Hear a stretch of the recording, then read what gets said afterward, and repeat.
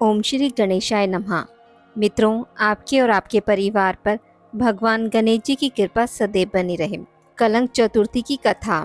एक बार नंद किशोर ने सनत कुमारों से कहा कि चौथ के चंद्रमा के दर्शन करने से श्री कृष्ण पर जो लांछन लगा था वह सिद्धि विनायक व्रत करने से दूर हुआ था। ऐसा सुनकर सनत कुमारों को आश्चर्य हुआ। उन्होंने पूर्ण भ्रम श्री कृष्ण को कलंक लगने की कथा पूछी तो नंद किशोर ने बताया, एक बार जरासंध के भय से श्री कृष्ण समुद्र के मध्य नगरी बसाकर रहने लगे। इसी नगरी का नाम आजकल द्वारिकापुरी है। द्वारिकापुरी में निवास करने वाले सत्राजित यादव ने सूर्य नारायण की आराधना की। तब भगवान सूर्य ने उसे नित्य 8 भार सोना देने वाली सयमंतक नामक मणि अपने गले से उतार कर दे दी। मणि पाकर सत्राजित यादव जब समाज में गया तो श्री कृष्ण ने उस मणि को प्राप्त करने की इच्छा व्यक्त की। सत्राजित ने वह मणि श्री कृष्ण को ना देकर अपने भाई प्रसेनजित को दे दी। एक दिन प्रसेनजित घोड़े पर चढ़कर शिकार के लिए गया। वहां एक शेर ने उसे मार डाला और मणि ले ली। ऋक्षों का राजा जामवंत उस सिंह को मारकर मणि लेकर गुफा में चला गया। जब प्रसेनजित कई दिनों तक शिकार से ना लौटा तो सत्राजित को बड़ा दुख हुआ।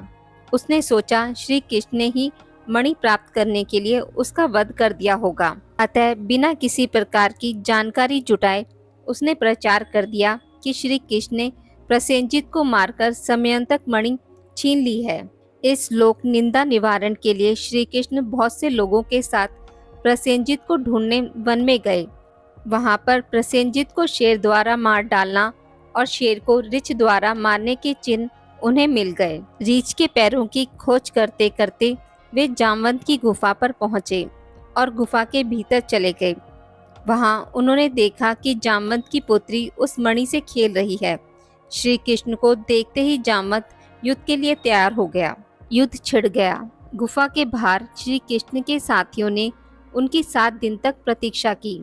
फिर वे लोग उन्हें मर गया जानकर पश्चाताप करते हुए द्वारिकापुरी लौट गए।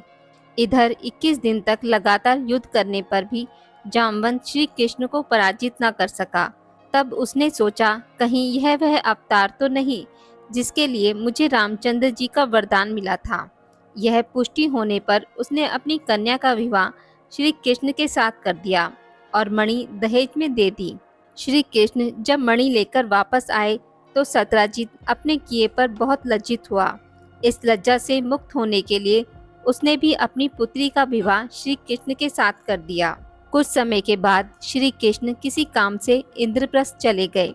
तब अक्रूर तथा ऋतु वर्मा की राय से शतधन्वा यादव ने सत्राजित को मारकर मणि अपने कब्जे में ले ली। सत्राजित की मौत का समाचार जब श्री कृष्ण को मिला तो वे तत्काल द्वारिका पहुंचे। वे शतधन्वा को मारकर मणि छीनने को तैयार हो गए। इस कार्य में सहायता के लिए बलराम भी तैयार थे। यह जानकर शतधन्वा ने मणि अक्रूर को दे दी और स्वयं भाग निकला। श्री कृष्ण ने उसका पीछा करके उसे मार तो डाला पर मणि उन्हें नहीं मिल पाई। बलराम जी भी वहां पहुंचे। श्री कृष्ण ने उन्हें बताया कि मणि इसके पास नहीं है। बलराम जी को विश्वास न हुआ। वे अप्रसन्न होकर विदर्भ चले गए। श्री कृष्ण के द्वारिका लौटने पर लोगों ने उनका भारी अपमान किया। तत्काल यह समाचार फैल गया कि समयंतक मणि के लोभ में श्री कृष्ण ने अपने भाई को भी त्याग दिया। श्री कृष्ण इस अकारण प्राप्त अपमान के शोक में डूबे थे कि सहसा वहां नारद जी आ गए। उन्होंने श्री कृष्ण को बताया, आपने भाद्रपद शुक्ल चतुर्थी के चंद्रमा का दर्शन किया था, इसी कारण आपको इस तरह लांछित होना पड़ा है।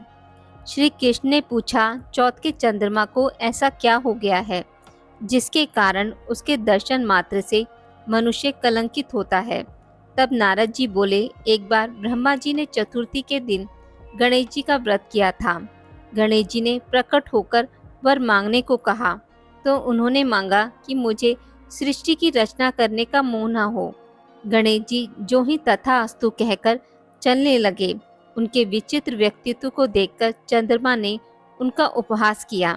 इस पर गणेश जी ने रुष्ट होकर चंद्रमा को शाप दिया कि आज से कोई तुम्हारा मुख नहीं देखना चाहेगा। शाप देकर गणेश जी अपने लोक चले गए और चंद्रमा मानसरोवर की कुमुदनियों में जा छिपा। चंद्रमा के बिना प्राणियों को बड़ा कष्ट हुआ। उनके कष्ट को देखकर ब्रह्मा जी की आज्ञा से सारे देवताओं के व्रत से प्रसन्न होकर गणेश जी ने वरदान दिया कि अब चंद्रमा शाप से मुक्त तो हो जाएगा, पर भाद्रपद शुक्ल चतुर्थी को जो भी चंद्रमा के दर्शन करेगा उसे चोरी आदि का झूठा लांछन जरूर लगेगा, किंतु जो मनुष्य प्रत्येक द्वितीया को दर्शन करता रहेगा वह इस लांछन से बच जाएगा। इस चतुर्थी को सिद्धि विनायक व्रत करने से सारे दोष छूट जाएंगे। यह सुनकर देवता अपने अपने स्थान को चले गए। इस प्रकार भाद्रपद शुक्ल चतुर्थी को चंद्रमा का दर्शन करने से आपको यह कलंक लगा है। तब श्री कृष्ण ने कलंक से मुक्ति के लिए यही व्रत किया था। कुरुक्षेत्र के युद्ध में युधिष्ठिर ने भगवान श्री कृष्ण से पूछा, भगवान, मनुष्य की मनोकामना सिद्धि का कौन सा उपाय है?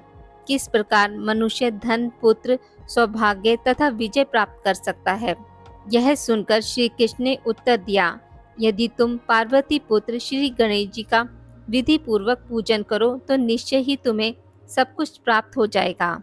तब श्री कृष्ण की आज्ञा से युधिष्ठिर ने गणेश चतुर्थी का व्रत करके महाभारत का युद्ध जीता था। आज की इस वीडियो में बस इतना ही।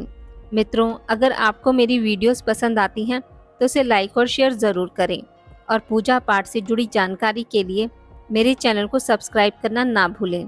धन्यवाद।